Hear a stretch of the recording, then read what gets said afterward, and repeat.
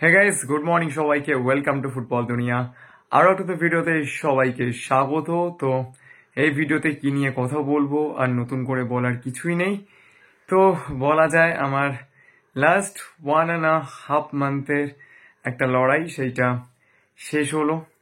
ডিমিট্রাউস দিয়ামান্তাকোস, যাকে নিয়ে এই একটা অদ্ভুত লড়াই ছিল এবং যে লড়াইটা লড়তে গিয়ে প্রচুর গালাগালি খেয়েছি, মা বাবা তুলে কথাবার্তা শুনেছি।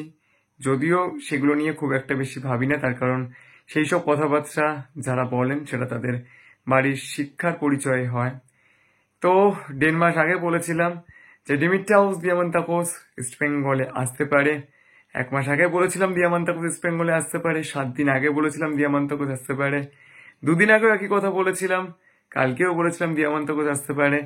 যখন কেরালা ব্লাস্টার্স দিয়ামান্তাকোসকে রিলিজ করে দেয়, সেই আপডেটটাও ফার্স্ট ব্রেক করেছিলাম। কিন্তু যেহেতু একটা খুব সামান্য চ্যানেল, তো সে কি বলছে না বলছে সেই কথা কতজনই বা ইম্পর্টেন্স দিয়ে দেখবে। তো যাই হোক, কালকে রাতে বলেছিলাম 95% ডান ডিমিট্রাউস দিয়ামান্তাকোসের ইস্ট বেঙ্গলে আসা। তো এই মুহূর্তে যেটা লেটেস্ট আপডেট, ডিমিট্রাউস দিয়ামান্তাকোস কিন্তু অফিসিয়ালি ইস্ট বেঙ্গলে কনফার্ম হয়ে গিয়েছে। এইটা কিন্তু একদম অফিসিয়াল আপডেট। এইটা নিয়ে নতুন করে আর কোনো কিছু চেঞ্জ হওয়ার কোনো দরকার নেই।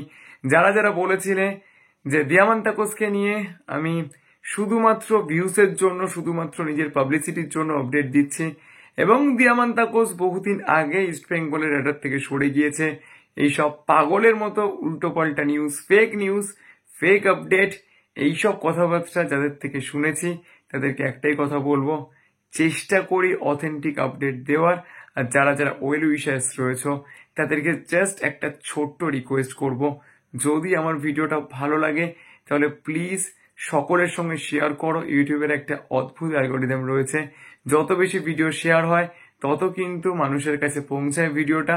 তো সেই জন্য একটা ছোট্ট রিকোয়েস্ট, যদি ভিডিও ভালো লাগে তাহলে সবার কাছে শেয়ার করো। এবং ইস্ট বেঙ্গল সাপোর্টার্সের জন্য এর থেকে ভালো খবর কিছুই হতে পারে না।